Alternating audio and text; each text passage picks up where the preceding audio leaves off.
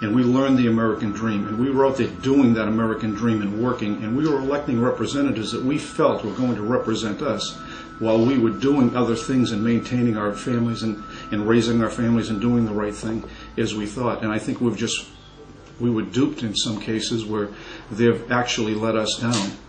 I saw a tremendous pattern of the growth of the infrastructure of a totalitarian state in the last 8 years post 9/11. I mean, it's been going on for decades. We've seen for decades encroachments on our liberties, and then a crisis would come along, and then all of a sudden they had a chance to get their policies passed they've been wanting to pass for a long time. That's what I saw as just incredibly alarming.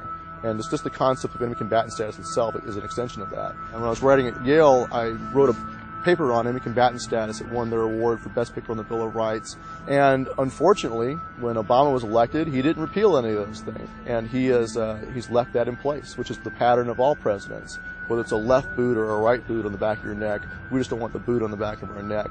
He stands on that office on the condition of that oath, and the safety valve that he takes is refusing to violate it.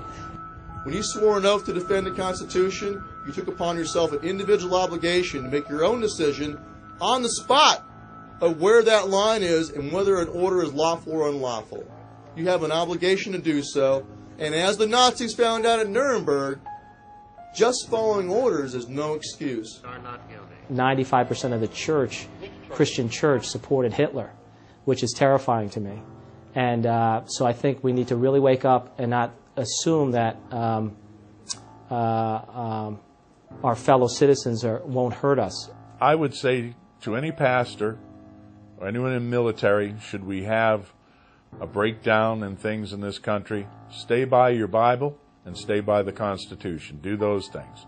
And remember that in the history of this world, the terrible debacle, from my perspective anyway, of what happened in Nazi Germany, when the church did not stand by those innocent people, the Jewish people who were exterminated for no other reason than being Jewish.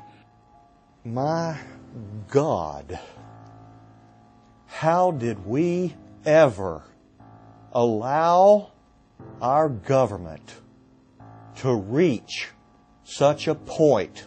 What's happening to the United States is very, very sad. It's sad because we've seen it done to third world nations over and over and over again.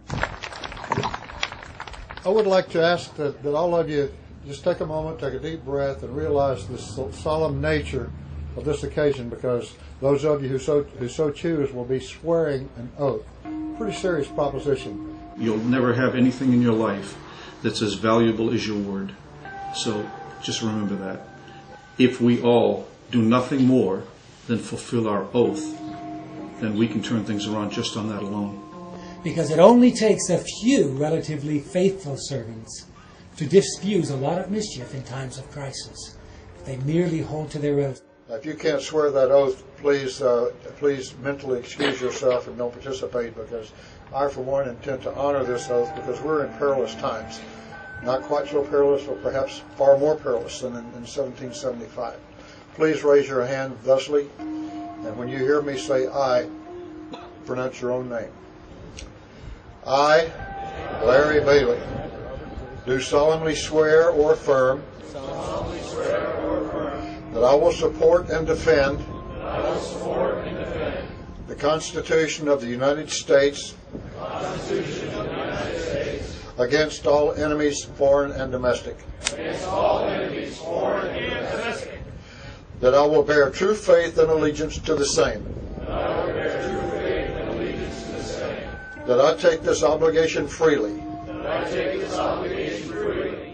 Without any mental reservation or purpose of evasion. Pledging my life, my fortune, and my sacred honor. So help me God. Welcome, my brothers and sisters, to our great fraternity.